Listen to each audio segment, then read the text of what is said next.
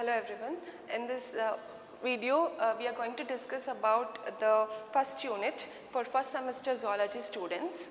So this first unit comprises few basic topics such as introduction to biology, biodiversity, its importance, five kingdom concept, binomial nomenclature and the definition of species. So these are the few topics comes under first unit.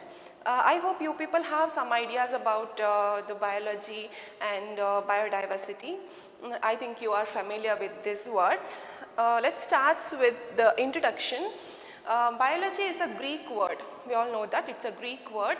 Bio means life. Logos, logy means study. Okay. So the study of living organism or biology is a branch of science deals with the study of living organisms.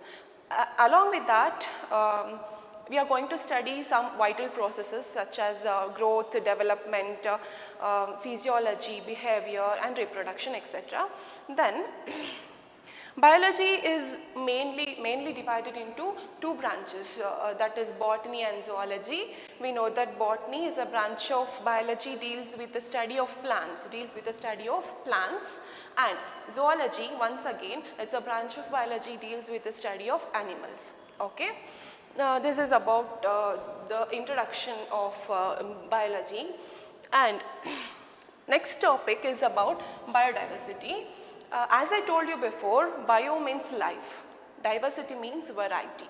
So the particular definition for the biodiversity is a variety and variability of life forms on earth.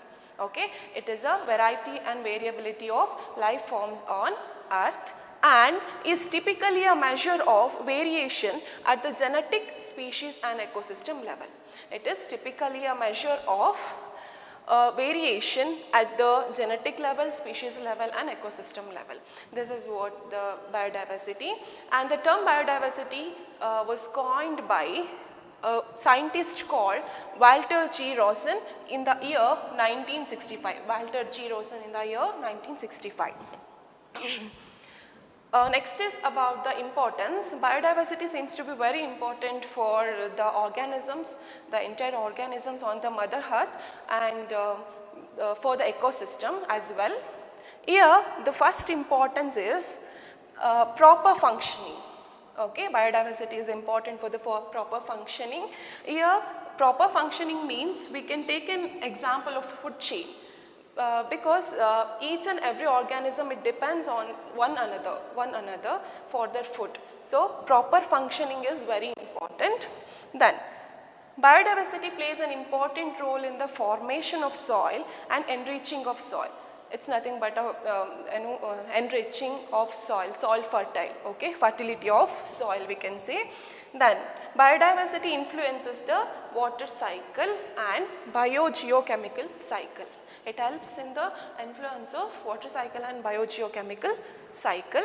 Then the fourth importance is besides animals and plants, we the human beings are completely depends on the biodiversity because biodiversity or ecosystem means plants and animals. Okay, human population depends on the plants and animals for food, clothing and shelter, etc. Okay, then biodiversity is a biological wealth of country or a region. These are the few importance for biodiversity, that is proper functioning, formation and enriching of soil, influence water cycle and biogeochemical cycle, along with that the wealth of country or a region. These are the few importance. Besides this, the next topic is five kingdom concept. So that is about the kingdoms. Okay, here this concept, five kingdom concept, was coined by Robert H. Whittaker in the year 1969. Okay, he is a scientist, Robert H. Whittaker. He gave an idea or he introduced five kingdom concept. Okay, here this five kingdom concept is this concept are followed by few criterias, and the first one is complexity of cell structure. Okay. Complexity of cell structure means whether the organism is prokaryotic or eukaryotic. We all know that prokaryotes means, pro means primitive, carriers means nucleus, organisms with a primitive type of nucleus. For prokaryotes we can give an example of bacteria, then the eukaryotes we can give an example of multicellular organisms or the higher organisms. Okay. And the second one is complexity of organisms. When we say the complexity of organisms, here we have to focus on whether the organism is unicellular or multicellular. Okay. Unicellular means organisms with a single cell organisms. Multicellular means many cells. We all know that many cells, or the organism is made up of different types of cells. That is what is called multicellular organisms. Then comes to the mode of nutrition. Okay. Mode of nutrition, when we say the mode of nutrition, we have three terminologies, important terminologies, that is autotrophic, heterotrophic and saprophytic. Okay. So what is this autotrophic? We all know that autotrophic means these are the organisms, they have the ability to prepare their own food. Okay, such as plants, green plants and some autotrophic bacteria, etc. Okay, that is what the autotrophic organisms. Autotrophic organisms means organisms have the ability to prepare their own food by using sunlight. That is what is called autotrophic. Coming to the heterotrophs, these are the organisms which depends on the other organisms for their food. So for this we can give an example of human beings, because human beings along with some animals, almost all animals depends on the other organisms for food. We could not prepare our own food. That is why B comes under heterotrophs. Okay. Heterotrophs means these are the organisms depends on the other organisms for the food. And the next one is saprophytic or saprophytes. So what is the saprophytes? Saprophytes are the organisms which feeds on dead and decaying matter. Okay, which feeds on dead and decaying matter. Then fourth point, ecological role of organisms. When we say the ecological role of organisms, here we have three major terminologies. One is producer, consumer and decomposers. These are the three major terminologies: producers, consumers and decomposers. I think you have few ideas about it. When we say producers, these are autotrophs. Autotrophs means, as I told you before, they are the green plants along with that some autotrophic bacteria have the ability to prepare their own food, isn't it? That is what is called autotrophs. Here what happens is the producers produce all food material for the consumers. Okay. Then consumers are the heterotrophs. They are completely depends on the producers for their nutrition. Okay. Consumers are the heterotrophs. They completely depends on the producers. Producers are nothing but the autotrophs for their food or the nutrition. Then coming to the decomposers, seems to be very important because they must decompose the dead plants and animals. Okay, that is why decomposers are very important, and usually decomposers are fungi and some bacteria. This is about the ecological role of organisms. Then these things are a few criteria for five kingdom concept. Let's start with the five kingdoms. Which are the five kingdoms? The first one is Monera, Protista, Mycota, Plantae and Animalia. Okay, these are the five kingdoms. The first one is kingdom Monera. Here kingdom Monera includes all prokaryotes. As I told you before, prokaryotes means primitive organisms with a primitive nucleus. Okay, so prokaryotes such as bacteria and blue-green algae. Understood? Kingdom Monera includes all prokaryotes such as bacteria and blue-green algae. And the next one is Protista, Kingdom Protista. It includes one-celled eukaryotes. It includes one-celled eukaryotes or a single-celled eukaryote such as protozoans, diatoms, diflagellates, along with that slime molds, I can say. These are the organisms which comes under Kingdom Protista. And next is about Mycota. Next is about Kingdom Mycota. It includes heterotrophic eukaryotic decomposers. Mycota, they are nothing but the fungi, we know that. Mycotas are nothing but the fungi, includes heterotrophic eukaryotic decomposers, helps in decomposing of dead dead plants. Next is about the Plantae. Plantae is nothing but plants, we know that. And here it includes multicellular eukaryotic autotrophic plants like algae, bryophytes and all tracheids. Okay.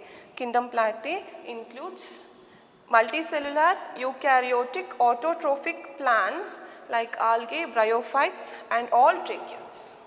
This is about Kingdom Plantae. And the last kingdom, that is Animalia, includes all heterotrophic. Heterotrophic means depends on the other organism for the food, which is multicellular and eukaryotic organisms. Okay. Then here we have a few points about Kingdom Animalia, that is about the mode of nutrition. The mode of nutrition is holozoic. So what is holozoic? Holozoic means ingestion of food, okay. And organisms which comes under Kingdom Animalia, they have the ability to move from one place to another place. They have the capability of locomotion. Locomotion means movement from one place to another place. Then they also have the ability to reproduce sexually, asexually and both the types. Okay, they can reproduce bisexually or asexually. Then they also respond to external stimuli. So they have some sensory mechanism or neuromotor mechanisms. This is about the 5 kingdom classification.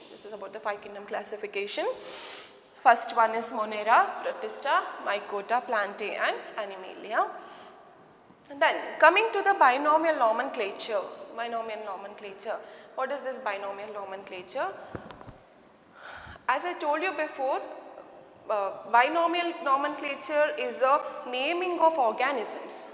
Okay? Binomial is also known as biological nomenclature, binary nomenclature. Here species or the organisms have the two parts in their names, okay, 2 parts in their names. And this particular system is introduced by Carolus Linnaeus, the great scientist called Carolus Linnaeus, in his book called Systema Naturae, in the year 1758, okay. So binomial nomenclature means it's a system of naming the species of organisms, okay, system of naming of species. And as I told you before, binomial nomenclature is introduced, first coined or devised by a great scientist called Carolus Linnaeus in his book, that is Systema Naturae, in the year 1758. Okay. And here, as I told you before, here we have 2 names or 2 parts, isn't it? 2 parts. The first word indicates the genus called generic name. The first word indicates the genus called generic name, and the second word refers to species called specific name. Okay. In the system we have two parts Okay, the first part is genus and the second part is species. First part is called generic name and the second part is called specific name. Then this binomial nomenclature or the system of binomial nomenclature was standardized by ICBN and ICZN. Okay, ICBN stands for International Code of Botanical Nomenclature, International Code for Botanical Nomenclature in the year 1961, and ICZN stands for International Code for Zoological Nomenclature in the year 1964. Okay. The thing is, about the binomial nomenclature, this particular naming of system was standardized by ICBN and ICZN in the year 1961 and 1964. ICBN stands for International Code for Botanical Nomenclature and International Code for Zoological Nomenclature. Then the generic name should be written first. This seems to be very important. The generic name should be written first and begins with capital letter. It has to begin with a capital letter. Then specific name comes after generic name. Specific name comes after generic name and it should be in a smaller letter. Okay, small letters. Then name should be Latinized. The name should be, scientific name should be always Latinized and it should be printed in italics. If we type the particular scientific names, it should be always in italics. Or if it is handwritten, it should be underlined separately. Okay, the generic name and the specific name underlined separately. Okay, and author name should follow the specific name. Author name should always follow the specific name. It should be full or abbreviated. This is about the binomial nomenclature. Okay. Then next topic is about the definition of species. Here the precise definition for species is a group of genetically similar organisms. Species is a group of genetically similar organism and they have the ability to interbreed. They have the ability to interbreed and produce fertile offspring. Okay. So species means they are the similar group of organism, I can say, and they must have the ability to interbreed and they must produce the fertile offspring. That is what is called the species. Okay. And this is about the introduction which come under first unit. Let's summarize it once again. So coming with the introduction, first is about the biology, we all know that, and the biodiversity. Biodiversity means varieties of life forms on earth, and this biodiversity was introduced by Walter G. Rawson in the year 1965. Okay. Then coming to the importance, proper functioning is very important. Biodiversity helps in a proper functioning and plays an important role in the formation and enriching of soil. Then influences the water cycle and biochemical cycle. And the other one is, as I told you before, human beings completely depends on the ecosystem or on the plants and animals for their food, shelter and clothing, etc. and biological wealth of country. Okay. These are the few importance of biodiversity. Then 5 kingdom concept. This concept is introduced by Robert H. Whitaker in the year 1969, and this concept follows few criteria, as I told you before. The first one is complexity of cell structure. When we say complexity of cell structure, we have to focus on whether the organism is prokaryote or eukaryote. Then complexity of organisms, whether the organism is unicellular or multicellular. Then mode of nutrition. Mode of nutrition is very, very important. Here we have 3 terminologies: autotrophic, heterotrophic and saprophytic. Okay, you must know the definitions for this. Then the fourth one is ecological role of organisms. Under this we have producers, consumers and decomposers. Okay. Then coming to the 5 kingdoms. Which are the 5 kingdoms? That is Monera, Protista, Mycota, Plantae and Animalia. Okay, Plantae and Animalia. Here Monera includes prokaryotes, that is bacteria and blue-green algae. Protista includes single-celled eukaryotes. Single-celled eukaryotes means protozoans, diatoms, diflagellates along with their slime molds, etc. Then Mycota is nothing but the fungi. It includes heterotrophic eukaryotic decomposers. When we say decomposers, it's nothing but a fungi. Okay. Then we also have few bacteria, but Mycota is nothing but a fungi. Then kingdom Plantae. Under this we have multicellular eukaryotic autotrophic plants. Autotrophic means they have the ability to produce their own food by using sunlight. Okay, green plants, some bryophytes, tracheids, etc. Then the last kingdom is Animalia, includes all heterotrophic multicellular animals. Then here under kingdom Animalia we have mode of nutrition which is holozoic, capable of locomotion. They can move from place to another place. Then reproduce sexually, asexually or by both the types, we know that. Then respond to external stimuli because they have some sensory organs or sensory mechanisms or neuromotor mechanisms. Then coming to the binomial nomenclature, this system of naming is first coined by a great scientist called Carolus Linnaeus in his book called Systema Naturae in the year 1758, and this system of naming is followed by few terms and terminologies or conditions, I can say. That is the first word indicates the genus, second word refers to species. First word is called as generic name and the second word is called specific name. Okay. Then standardized by what or from ICBN International Code of Botanical Nomenclature and ICZN International Code for Zoological Nomenclature in the year 1961 and in the year 1964. Then generic name should always be written first. That is must. Genus name or generic name should be written first and it should be in a capital letter followed by species name, and that will be always that should be in small letters. Yeah, these are the few conditions for the binomial nomenclature, and this nomenclature is also called as binary nomenclature, biological nomenclature and all.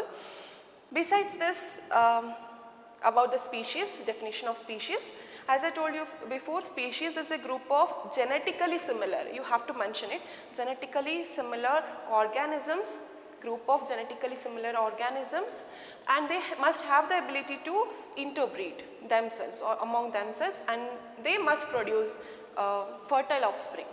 Then only we consider it as a species. Okay. So this is about the first unit. Thank you.